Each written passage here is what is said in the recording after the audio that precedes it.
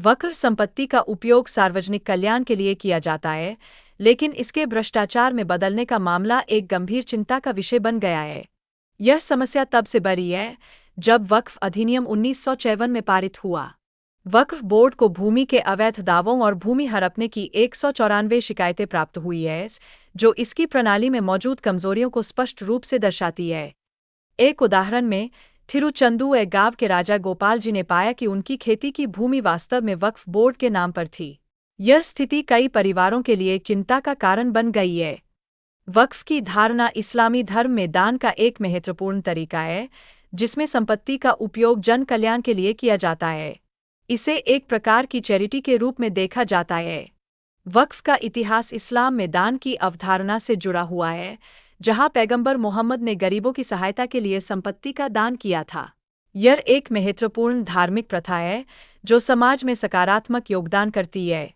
वक्फ संपत्तियों को न तो बेचा जा सकता है और न ही इसे पीढ़ी दर पीढ़ी विरासत में दिया जा सकता है। यह सुनिश्चित करता है कि संपत्ति हमेशा जनहित में रहे और समाज के उत्थान में योगदान दे।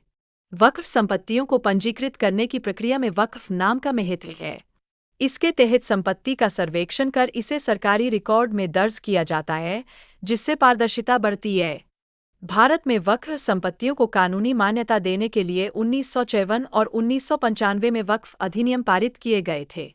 इनका उद्देश्य वक्फ बोर्ड को संपत्तियों के प्रबंधन में अधिक शक्तियां प्रदान करना था। वक्फ संपत्तियों के प्रबंधन प्रणाली को डिजिटल बनाने के लिए वक्फ एसेट मैनेजमेंट सिस्टम वामसी प्रोजेक्ट की शुरुआत की गई है। भारत में 32 वक्फ बोर्ड और लाखों संपत्तियां हैं।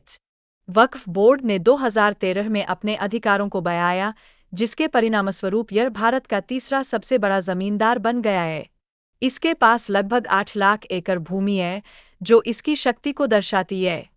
वक्फ संपत्तियों के दुरुपयोग की कई शिकायतें आई हैं, जिनमें से कई आरोप वक्फ के अधिकारियों पर भी लगे हैं। यह भूमि माफिया के साथ गहरे संबंधों को उजागर करता है, जो समाज के लिए चिंताजनक है।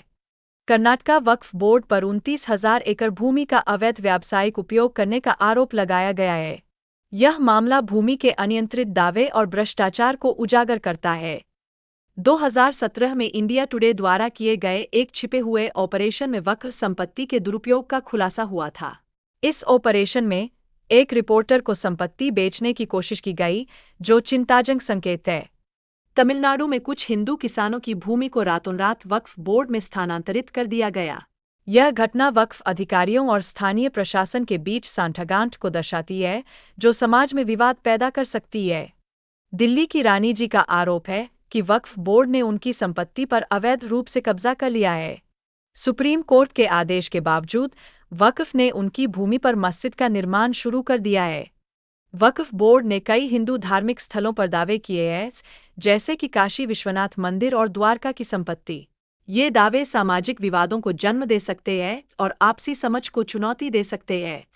सरकार ने वक्फ अधिनियम में बदलाव लाने का निर्णय लिया है, जिससे पारदर्शिता और जवाबदेही सुनिश्चित की जा सकेगी। ये परिवर्तन वक्फ बोर्ड की शक्तियों पर नियंत्रण स्थापित करने का प्रयास है। आगामी संशोधनों में वक्फ संपत्तियों की सत्यापन प्रक्रिया और उचित दस्तावेजीकरण की आवश्यकता शामिल होगी। इससे वक्फ बोर्ड के दावों में वैधता बढ़ेगी और पारदर्शिता सुनिश्चित होगी। वक्फ भूमि की संपत्ति का समुचित प्रबंधन अत्यंत आवश्यक है। इसके माध्यम से गरीबों की सहायता के लिए आय उत्पन्न करने का एक उपाय होना चाहिए, जो परिवारों के उत्थान में सहायक हो। क्या मुस्लिम समुदाय के लिए वक्फ भूमि का सही उपयोग किया जा सकता है? शॉपिंग कॉम्प्लेक्स बनाकर गरीब मुसलमानों की शिक्षा के लिए धन जुटाने का सुझाव प्रस्तुत किया गया है। क्या वक्फ का दान वास्तव में वैध है? यह समझना जरूरी है कि क्या यह सही तरीके से प्राप्त संपत्ति है या उपहार के रूप में मिली है।